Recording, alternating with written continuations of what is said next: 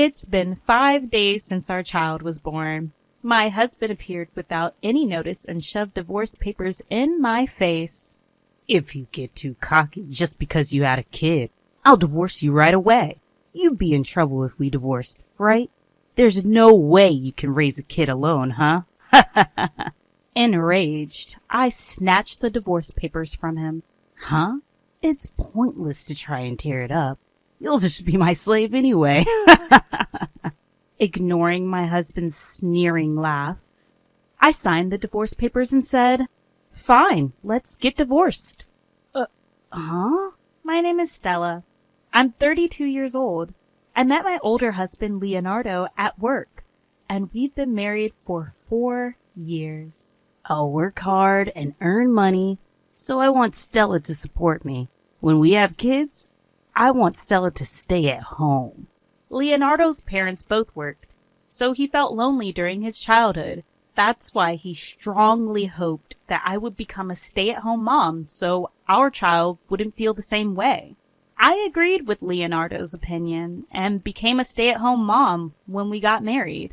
Leonardo, who was over 30 when we got married, wanted to have children right away. I wanted time for just the two of us, but I also wanted children. I felt a little lonely, but I convinced myself to save our time as a couple for our old age. But even after 1 year, even after 2 years, no baby came to us. As I turned 30, I started to feel anxious.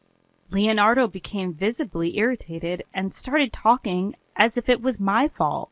Why can't you have a baby even though you're a stay-at-home mom?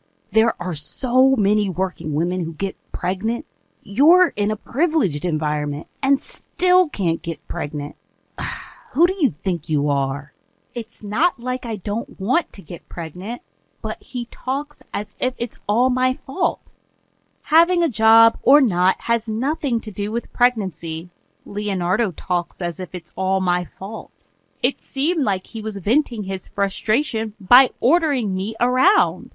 You don't have any kids, and you're just lazing around at home, so you can at least do this.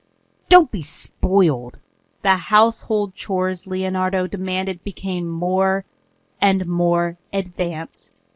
It felt like I was being treated like a maid. However, living far from my hometown, I didn't have any friends nearby. I barely went out, only to buy groceries. I wasn't working, so I hardly had any money to spend freely. I was living a suffocating life. It wasn't just Leonardo who cornered me. 2 years into our marriage, with no pregnancy announcement, his parents started to suspect something and contacted us. His parents asked, "Where's our grandchild?" My husband said, "It's your fault we don't have a baby." I had no one to talk to and had to endure the pressure alone. My life became darker and darker, but the endless days seemed to come to an end. Finally, I got pregnant.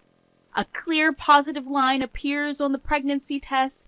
Tears of joy well up in my eyes. At last, I finally become pregnant. I try to contain my excitement and take a picture of the pregnancy test to send to Leonardo. Once he knows I'm pregnant, he should go back to being his old self. I send the photo with that hope, but there's no response from Leonardo. When he comes home late at night, he hands me his bag and jacket like always. Nothing seems different. Wait, did he not see the photo? Without saying a word, Leonardo sits on the sofa and starts watching TV. At dinner, he's still silent, so I decide to bring up the topic myself. "Leonardo, I sent you a photo. Did you see it? I'm pregnant. Finally, a baby is coming to us." Holding back the tears that threaten to spill, I smile at Leonardo, but his gaze remains fixed on the TV. Finally, without changing his expression, Leonardo says, Seems like it. Is that all? Why isn't he happy? Why doesn't he look pleased? I can't understand it at all. An indescribable feeling washes over me. Hey, this is our baby. Aren't you happy? You always said you wanted a child. You wished for it to happen soon, right? I seek agreement from Leonardo as if to dispel my anxiety. He should be happy, delighted, feeling the same as me. That's what I wanted to believe. But the words that came back from Leonardo easily betrayed my expectations. Don't get all high and mighty just because you got pregnant, all right? Do you even realize how long you kept me waiting? Don't think I'll be kind just because you're pregnant. You're not working. I expect you to keep doing the housework, as you have been. I never thought of slacking off on housework or expecting kindness. All I want is a single "I'm happy" from Leonardo.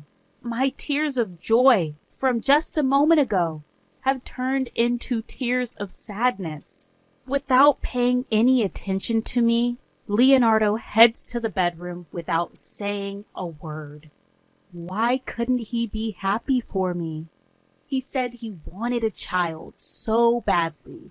At the obstetrician's office, I found out I was pregnant with twins, but Leonardo doesn't show any sign of happiness. Maybe it doesn't feel real yet, since my belly isn't getting big. I'm sure he'll gradually realize it as my belly grows. That's what I decided to believe. A few weeks pass, and morning sickness starts, along with constant drowsiness. Even in this state, Leonardo doesn't show concern for my health or help with housework. During a checkup, I'm faced with a shocking truth. You're at risk for a miscarriage. Please try to rest as much as possible. Hearing the word miscarriage makes everything go dark. But knowing there's still a chance for the babies, I take a deep breath. The doctor's instruction is bed rest at home. I need Leonardo's help. I contact him right away, but just like when I told him about the pregnancy, there's no response. I tell Leonardo about the checkup when he gets home, but his attitude doesn't change. After struggling for a few days, I decide to go back to my parents' house early. That night, Leonardo throws these words at me. Don't laze around too much at your parents and gain weight, okay? And remember, you're taking care of the house when you get back. Be careful not to slack off too much. On the day I go back home, even though we won't see each other for a while, Leonardo leaves the house in the morning. With my parents' help, I get through my time at home, and after several checkups, I'm told there's no more concern. That's the only saving grace. When I contact Leonardo to tell him about the checkup, he picks up the phone and tells me in an annoyed voice, "Oh, that's good. Well, bye." Just before he hangs up, I hear a woman's voice on the other end of the phone. "Leonardo, who are you talking to?" It didn't sound like a misunderstanding. The person on the other end was clearly calling Leonardo's name. I had a feeling that Leonardo didn't love me anymore. I didn't want to admit it, but after hearing that woman's voice, I couldn't deny it any longer. Now, Leonardo's cold attitude makes sense. As I rubbed my growing belly, I made a decision. I'll divorce him and raise these twins by myself. Having been cooped up at home for about 2 months, I decided to go for a walk. It was a warm, sunny day, and the fresh green leaves were dazzling. Just then, I was suddenly called from behind. It was my childhood friend, Jameson, who had called out to me. We hadn't seen each other in years, and he happily invited me for tea. After reminiscing about old times, we shared updates on our lives. Jameson had become a lawyer and had just opened a small office. Hearing his profession, I had an idea. Speaking of which, in cases of infidelity, you can claim compensation, right? I accidentally let that slip. and Jameson's expression turned serious. What's wrong? If you have any concerns, I'll listen. Before I knew it, I was revealing my inner thoughts, which I couldn't tell anyone. The struggle to get pregnant, my husband's indifference, and even him enjoying time with his mistress. As I talked, I realized I was tearing up. It must have been tough. At Jameson's words, the tension inside me snapped. Even though I'm not young anymore, I broke down crying without caring about others' eyes. Calm down. It's okay. I'll help you. Jameson desperately comforted me. First, let's gather evidence. You can't fight without proof of infidelity. Evidence? Anything. Just gather physical evidence. But can I do it? Should I introduce you to a private detective agency I'm acquainted with? They're experienced in gathering evidence for divorce cases, so it'll be fine. Thank you. That would be helpful. After that, I followed Jameson's advice and hired a private detective to gather evidence of Leonardo's infidelity. According to the detective agency, Leonardo had been inviting his mistress to our home and practically living with her while I was away visiting my parents. The mistress was a third-year newcomer at the same company Leonardo and I worked at. Everyone at the company knew that Leonardo was married, as I used to work there too. It seemed that the mistress was having a relationship with him, knowing he was married, and their affair had been going on for 2 years.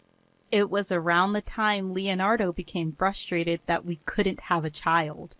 He blamed me for not being able to have a child, treated me like a maid, and was indifferent even after I became pregnant. I had many worries because it was my first time, but he was cheating with another woman outside. Learning the truth, I trembled with anger. So this was why he didn't rejoice when I became pregnant. While I was suffering and in pain, he was enjoying himself. Just divorcing him wouldn't be enough. I will definitely make him pay. Determined, I had several meetings with Jameson, the lawyer, and devised a plan. Jameson was very supportive and constantly concerned about my condition. And right on my due date, I gave birth to healthy twins. Leonardo suddenly appeared on the 5th day after the birth when the pain from my wound had subsided. Hey, long time no see. You got to stay in the hospital for 9 days, huh? What a luxury. It's not like you gave birth by yourself.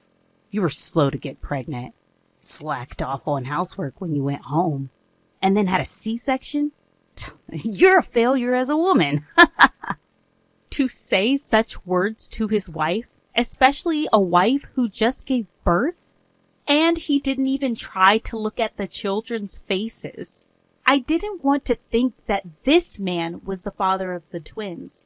Barely containing my anger, Leonardo handed me a piece of paper. His signature was already on the divorce papers. Don't get cocky just because you had kids, or it's instant divorce. You'd be in trouble if we got divorced, right? If you slack off on housework because you have kids, I won't forgive you. My husband waved the divorce papers in front of me. My anger reached its peak, and I forcibly snatched the divorce papers from him. Tearing it up is useless, you know.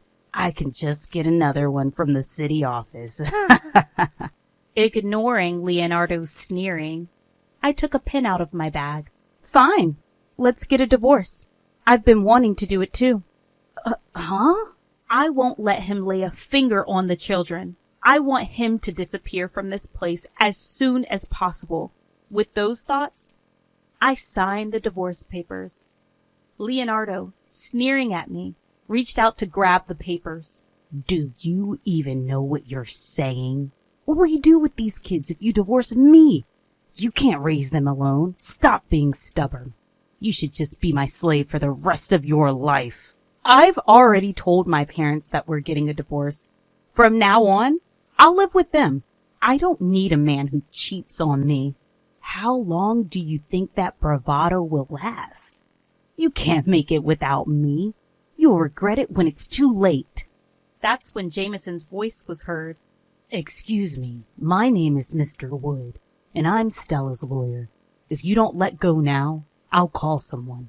Surprised by the sudden appearance of the lawyer, Leonardo immediately let go of the papers. Who are you? What do you mean, lawyer? As if to hold Jameson back, my husband stepped forward and raised his voice. But Jameson was unfazed. He must have been through many similar situations before. Jameson calmly continued the conversation. We already have evidence of your infidelity. If you don't agree to the divorce, we'll proceed with divorce mediation or a lawsuit. If you don't agree to pay compensation or negotiate, we'll also go to court. Wait a minute. I didn't agree to a divorce. What is he talking about now, after bringing up the divorce himself? I can't stand this ridiculousness. While Jameson was persuading Leonardo, I handed the signed divorce papers to Jameson. Mr. Wood, please take care of this. Leonardo tried to take it back, but Jameson quickly put the papers in his bag. I'll take care of it. Jameson's face exuded an undeniable aura. Realizing that he couldn't defy the lawyer, Leonardo turned to me. Hey, you're joking, right? We're not really getting a divorce, are we? You know you can't make a living without me, right? They're twins. Twins!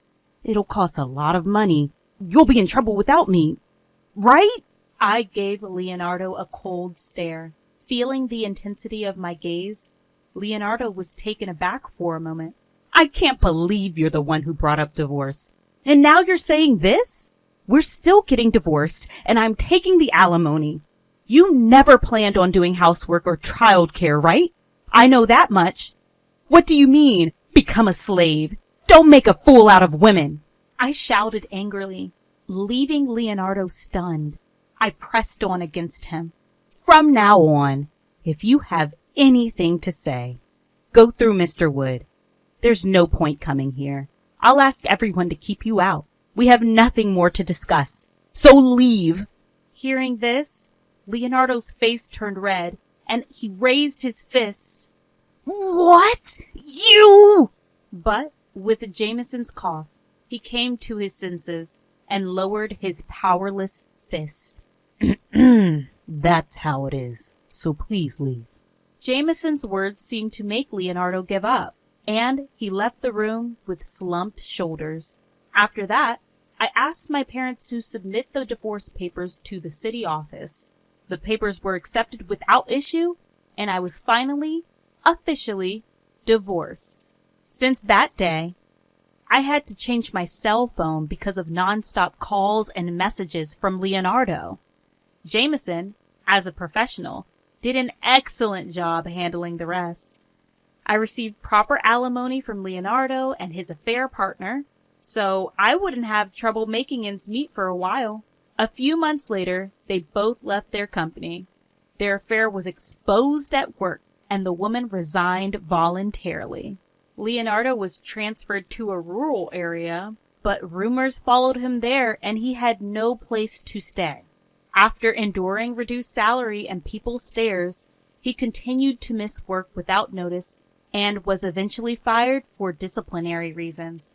On the other hand, I returned to my parents' house and struggled with childcare every day. It's tough with everything being new, but I'm managing thanks to my parents and Jameson. Actually, Jameson had apparently harbored feelings for me since long ago. He confessed, saying, I don't mind if you have a child or a divorce history. Please, be with me. He told me to answer when I was ready, but my feelings were already set. After that, I married Jameson. Now he treats the twins as his own children. Neither my parents nor I can thank Jameson enough for his wholehearted support of our family. I can't express my gratitude enough. From now on, I want to build a happy home with Jameson, starting anew.